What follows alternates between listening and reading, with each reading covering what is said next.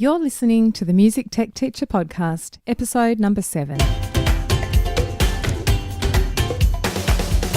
Welcome to the Music Tech Teacher Podcast. Music tech tips, lesson ideas, advice, news, and interviews, especially for music teachers.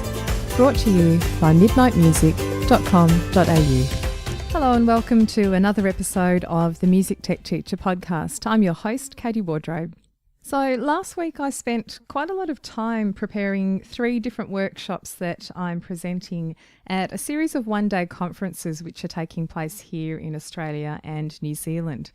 Now, if you're listening to this in the first part of 2017, you might actually like to come along to one of these conferences. They're called Daytime, which stands for Day of Technology and Music Education, and they're run by a music tech company here in Australia called Music EdNet. They're one-day conferences and there are a series of people presenting different sessions, all to do with technology in music education. So if you'd like more information about that, head over to the Music EdNet website, which is www.musicednet.com. One of the 3 sessions that I've been putting together is around productivity tips for music teachers and the tech tools that I use on a daily basis to kind of help myself be a little bit more efficient. Sometimes I laugh about this because I don't always feel super productive, but a lot of these things have improved my life immensely and really do help me get things done. So I thought it might be useful to share some of those here on the podcast. I've got quite a few to share here, so what I've decided to do is actually split this across 2 episodes so that we don't have one super long episode. Today's episode will be part A, and then you'll see part B pop up in your podcast feed in a few days' time. Most of these things I've been using for quite some time and they've become quite ingrained into my everyday life. They're all there really to help me do what I do a bit more smoothly so that I can free up some time and headspace to do the things I really need to do or want to do. The areas I'm going to cover today include how to manage all of those millions of passwords that you have to log into things online without you having to remember any of the passwords yourself. I'm going to talk about how to streamline your tasks and to-do lists. We'll talk about how to be kind to your future self by setting up templates and procedure documents, how to back up your stuff, really important, what to do when a website won't load, how to retrieve a web page that seems to have disappeared altogether. I'm going to cover how to save links and videos and websites in a sensible way that you can find them in the future, how to speed up the student assessment process, and lastly, how to learn songs more quickly or do transcription of songs more quickly. Now, before I get started, don't worry too much if you're not in a position to take notes and write things down, write websites down and so on. You can download a copy of the list of the things I'm going to cover at midnightmusic.com.au/7. So for every podcast episode, I put some notes up on the website so that you don't need to write them down as I'm going, and there's usually a list that you can download there. Also, if you're a member of the Midnight Music community, just take a look out for a training video on this topic in the next week or 2. I'm going to create a video which will be an extended version of what I cover here, and you'll actually be able to see me walk through all of the websites and apps and software that I'm going to mention. And as usual, you'll be able to download a PD certificate for the training in the community there. If you're not a member and you're interested in finding out more about that and joining, you can find out more information at midnightmusic.com.au/podcast offer. And there's actually a special price there for podcast listeners, which is a bit less than the normal price on my website. So the first productivity related thing I want to share, and I think this is possibly the one I see as the most important and the thing that's used least by teachers that I've asked in workshops in the past, is a way to manage all of your passwords. So as you know, really things are moving a lot more online these days, and there's a lot more cloud-based software, so websites that you would log into and use the software online rather than perhaps downloading software locally to your computer. having an increase in that type of software, plus all the normal places you might log in, like Facebook and your email and all those other things on a day-to-day basis, it makes it really difficult when you've got so many different logins to remember. So you've got a password and a username for all of those different websites. The software that's online really does require you to have a username and password, and the reason for that is that that's the way you'll actually save any content that you create.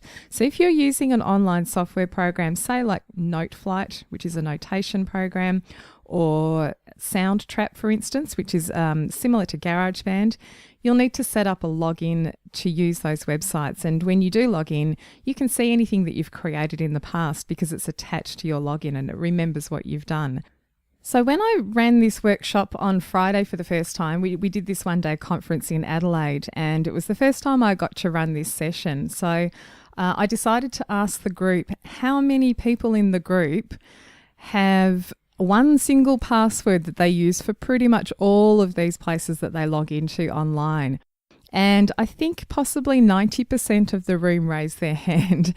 I said to them, also keep your hand up if it's something that's easy to remember, like your pet's name or your son's first birthday or something like that. And a lot of people kept their hand up. And I also asked if any of them had ever used anything to manage their passwords, some sort of software to help them manage their passwords. And the answer was no, and most people didn't realise that there was such a thing. Some people who are managing passwords maybe a little bit better, maybe who have a few different passwords, are often keeping them in a spreadsheet, and it's really not the best thing to do. So the bad thing about having a single password, using the same one all the time, or using something that's easy to guess, like your pet's name or whatever it is, makes you very vulnerable to being hacked. And it can be a really dangerous thing, especially if you are using the same password across a lot of different websites. So if someone does work that out, and there are means to do that, then they instantly have access to all of your data, and it can be really, really bad. I have had some friends who have lost, quite a lot of money and websites and businesses that they own because this has happened to them. So it's really important to have secure passwords which are difficult to guess, difficult for software or hackers to guess online. And you need also a way to remember these really easily without causing you too much stress. So the thing that I do, and a lot of my friends do, is to use software to do this for us. The thing that I use is called LastPass, and I used to use a different one called 1Password. They both work in a similar way. And essentially, LastPass is online software itself, which remembers all of my passwords for me. So the very first time I visit a website, I will sign up for an account there. And because LastPass has a little Chrome extension in my browser, and there is an extension in other browsers as well. So if you're using Safari or Firefox, it's the same sort of thing.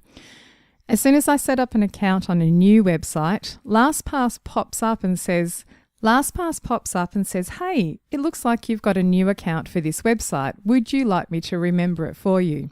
And I click a little button and it saves the information into LastPass. It will do the same thing as well if perhaps I go onto a website that I've logged into before. If it's already got my credentials saved for me, if I go and change the password on that website, it will also say, hey, it looks like the password's changed. Would you like me to save the new password for you? And you can say yes or no, because occasionally you might have a separate new account set up for a website.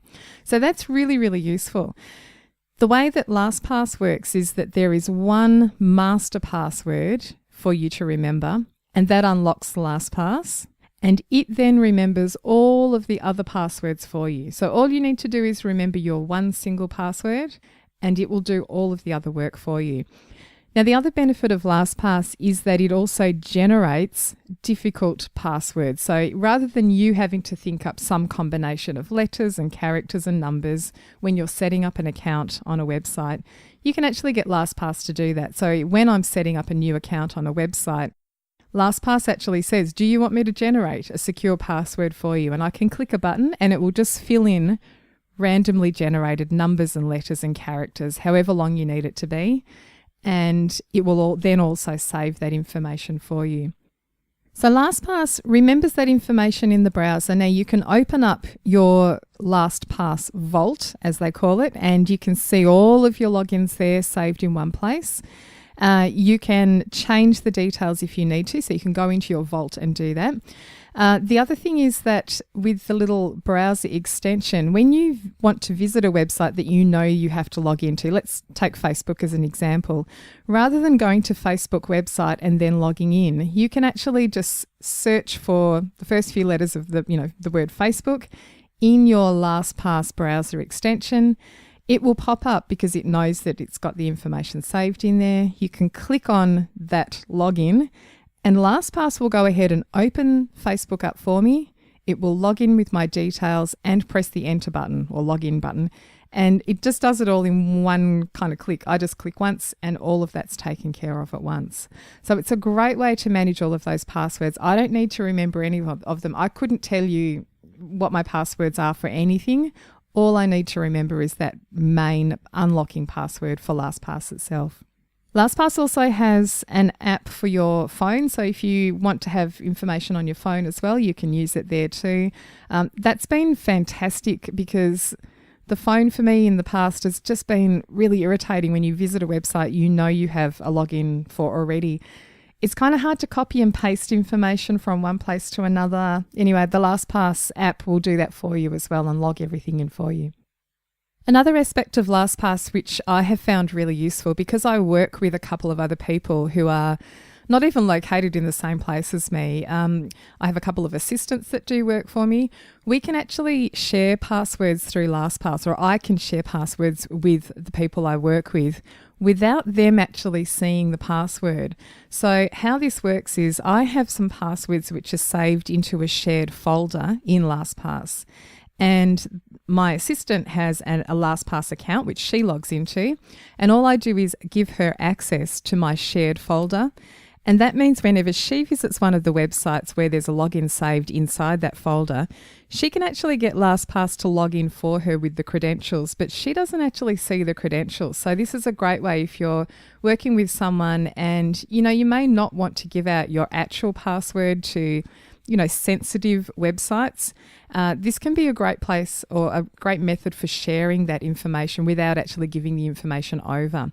If the person stops working for you, you can just remove their access from that shared folder and give access to the new person that you're working with after that. Really good method. You can also use that sharing capability with family members if you need to. So you may perhaps want to share some login information with other family members, but maybe not give them the actual password. That's a great way to do that instead. Now, you might be wondering about the security and safety of giving LastPass all of these details. Okay, so, you've gotten maybe away from using a spreadsheet or using the same password on all of these websites. But now LastPass has all that information instead. So there are a couple of things which make it quite safe and secure, and that is that the information is actually encrypted. So LastPass doesn't keep the information on the LastPass server. It's actually encrypted there. So LastPass doesn't have it itself. And it's actually encrypted locally on your device, so on your laptop or your phone. And that makes it quite secure. Now, the other thing you're going to do, of course, is your one unlocking password, your main one that unlocks the vault. You need to make sure that that's super secure. And so that's the difficult one, the one that you'll remember. And my advice is, make it something like a whole sentence where you replace parts of the letters, you replace some of the letters in that sentence with numbers, for instance. So you might use, say, the cat sat on the mat, but you might replace all of the E's with number 3s, and maybe the O's, if there are O's in the sentence that you use, you might replace them with 0s, or you might replace I's with exclamation marks. If you make it a whole sentence which is all joined together, really easy for you to remember, but quite difficult for someone else to guess. The last thing I'll say about LastPass and the security of using it is that you can also add two-factor authentication. Now, this is a system where instead of you just typing in your password to log into LastPass to unlock that vault, you can actually require it to send you an SMS with a special code that has to be entered before you're allowed access to your vault. So if you want to be doubly sure, you can turn that on as well. It's like an optional step, and that's a great way to ensure that there's a bit more safety and security around your passwords. After the break, I'll talk about my favourite task manager.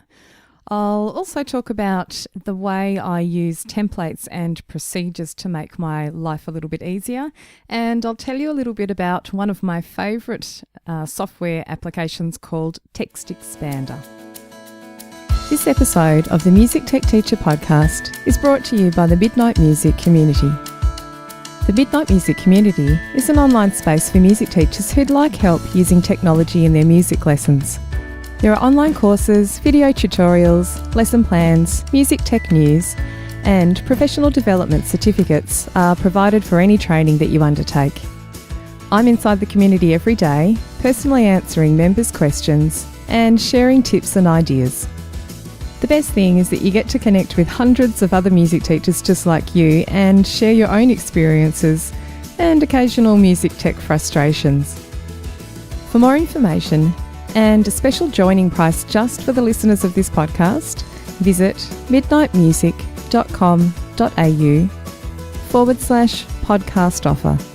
That's midnightmusic.com.au/podcast offer.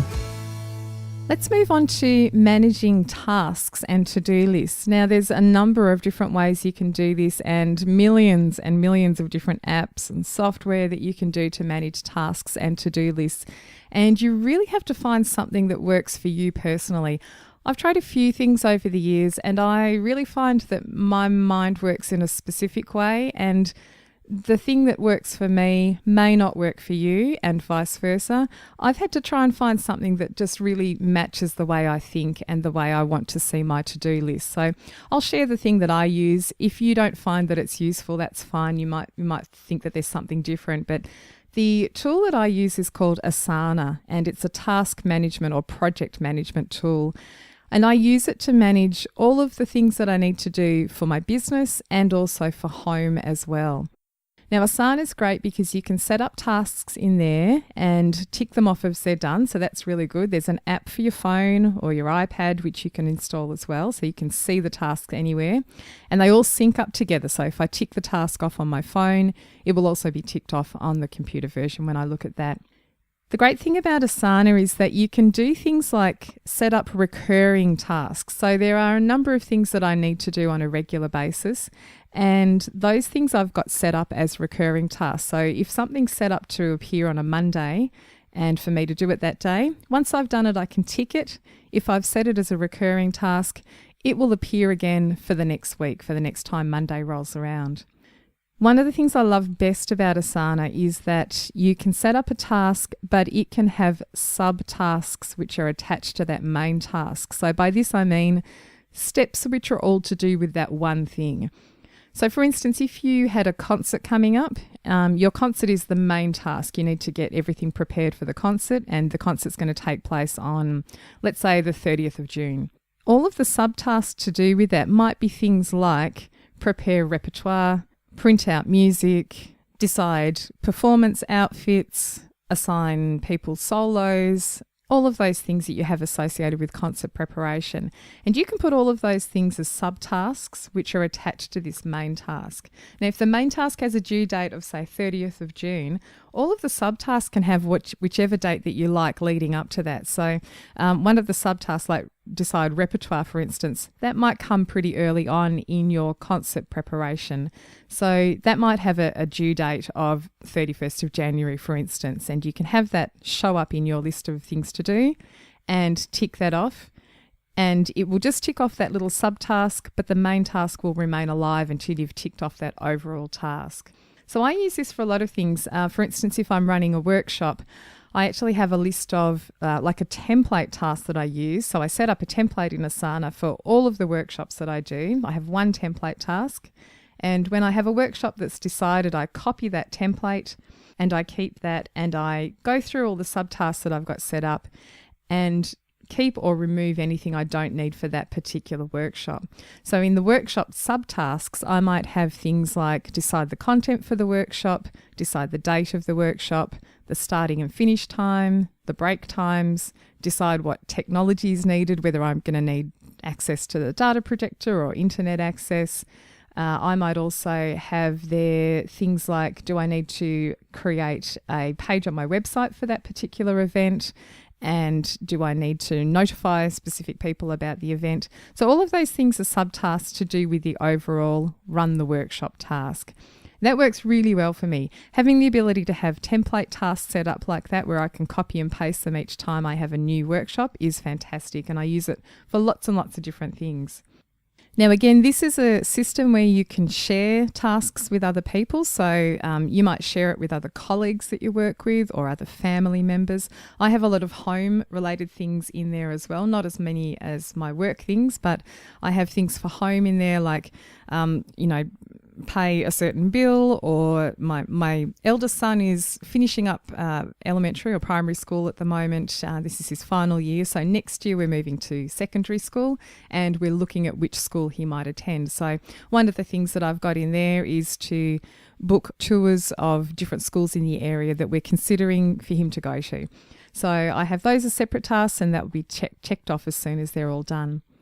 Really great. So you can share this with family members or other colleagues. You can assign a task to someone else, and you can also kind of see it in your list of things that are there to do.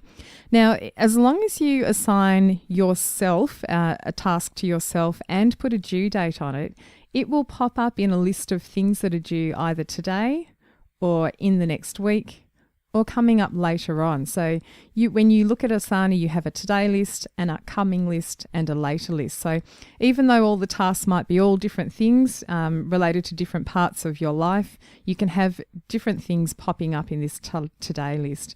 Super useful. So I log into Asana and have a look at my list of tasks which are due in the next day or week. And then I know what I need to work on, and you can shift things around really easily. You can change dates really easily, and it's a great way to keep up with, what I've got coming up and what I need to get done.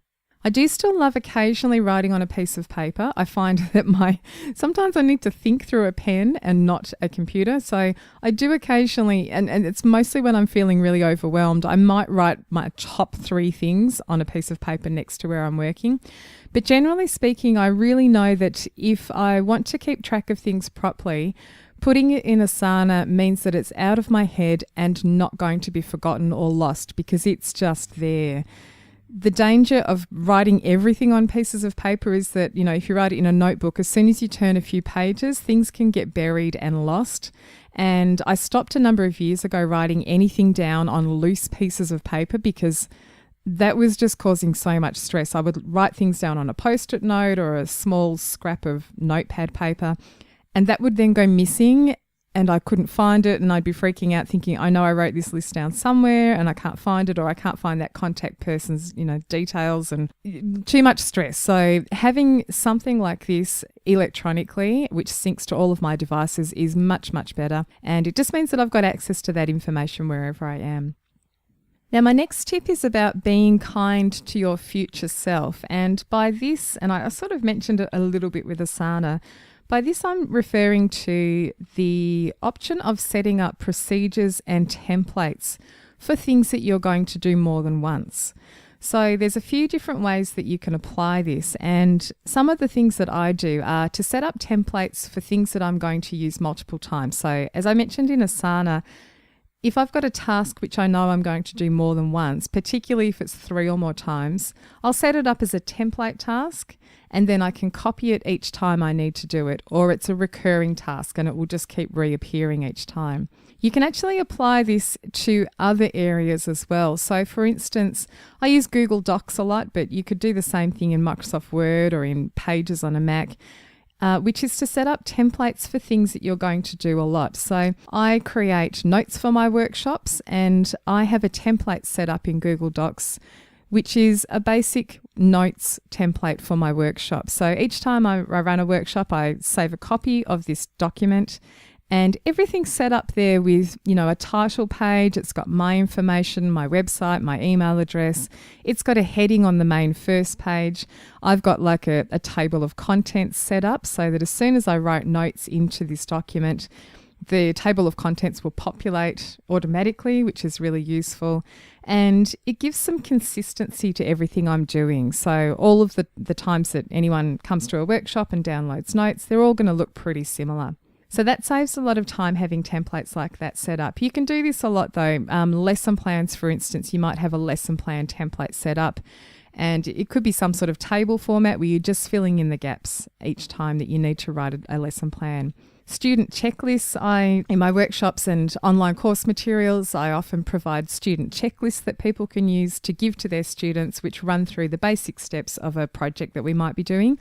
So I have a student checklist template and I just copy and paste that each time. I'm sure some of you do this already and you know how useful it is if you can just take the time.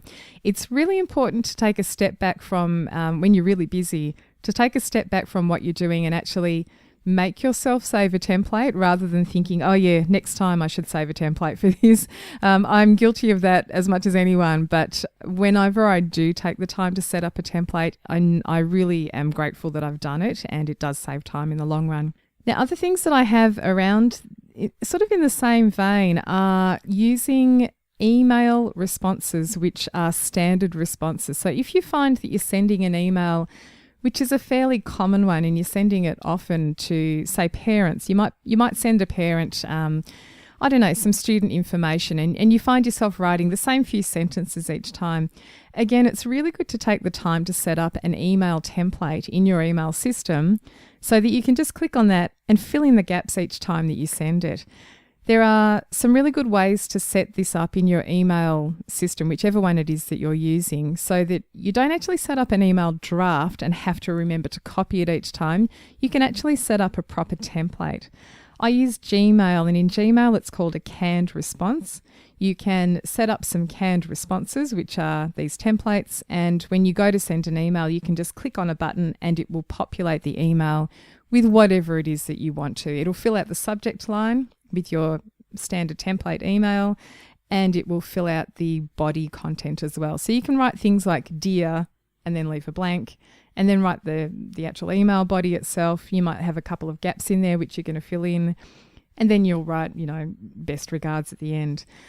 All of that just saves a lot of time, and again, it's the sort of thing I would do if I knew I was going to send the same email more than 3 times. That's the tipping point for me. That's when I would set up some sort of template. Another thing which is kind of similar in a way is something I use called TextExpander. And TextExpander is brilliant.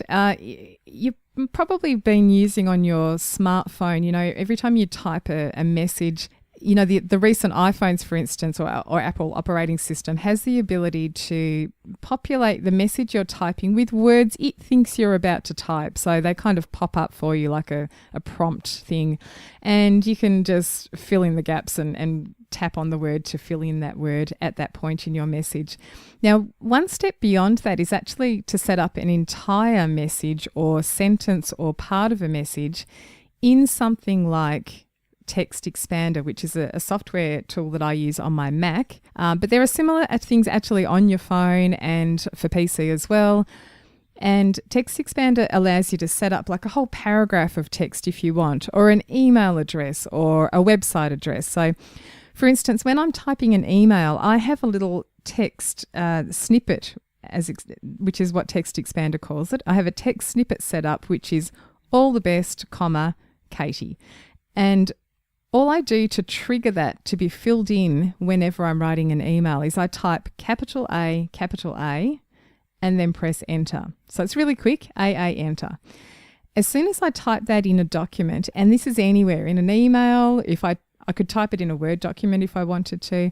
As soon as I type that and press enter, TextExpander fills in the rest of that text for me. So it actually puts in all the best, Katie, even though I've just typed in a couple of letters.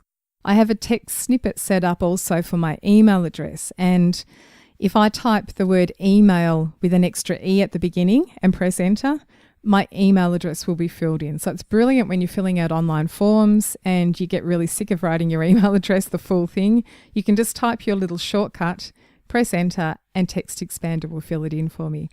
I have a snippet set up for like a specific page on my website, not just my web address, but a specific page on my website for people to sign up for my newsletter, for instance. And so the whole website address is quite long and I often can't remember it, but I know that if I just type the letter NL, L letters NL for newsletter, and press enter, TextExpander will fill out that web address for me and I don't need to actually remember it. It's brilliant.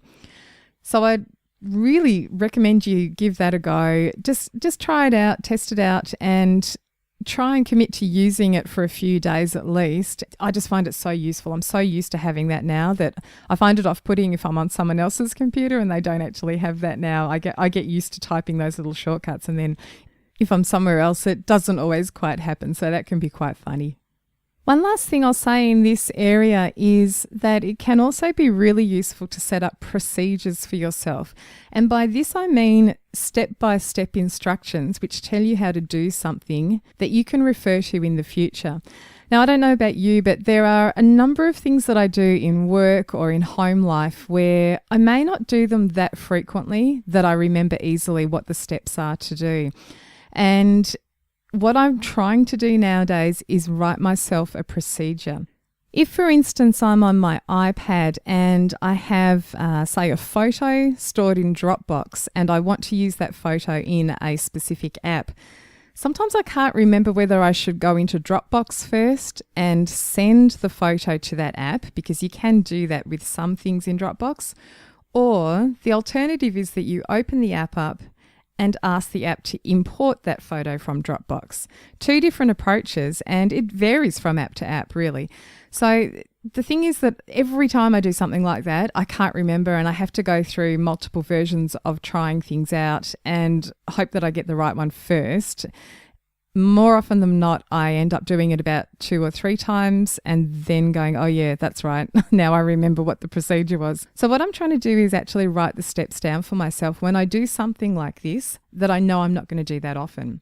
The more often you do it, of course, the more easily you'll remember it. But if it's something you don't do, every week, then definitely good to have a procedure written down. So all I do to save that information is to write it somewhere where I can find it again easily. Often I write it into a Google document because I use Google Docs a lot, and Google Docs are saved online and I can access them from my iPad and my phone and my laptop really easily. Sometimes I'll write procedures down in Asana, which is the task manager I mentioned earlier. And again, I can access that information anywhere. So no matter what I'm doing, I can look up how to do this specific thing and have the steps written down. It's really good when you're working with other people as well. If there's a job that you do frequently and you easily remember the steps, but you want someone else to do it, you can have them written down in a central location like Google Docs and then give them access to that document so they can see the steps and just do the job easily. You can make it even better, especially when you're working with other people, if you add little screenshots in. So I do this with the people I work with in my business.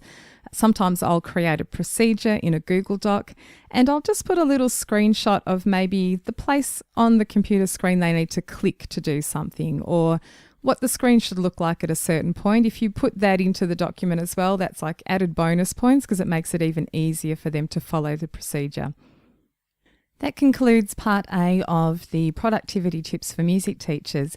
Look out for part B in a few days' time, where we cover what to do if a website won't load, what to do if perhaps a website's disappeared completely and you really want to see the content that you know was there at some time in the past, and how to share links and save links to things like videos that you might need.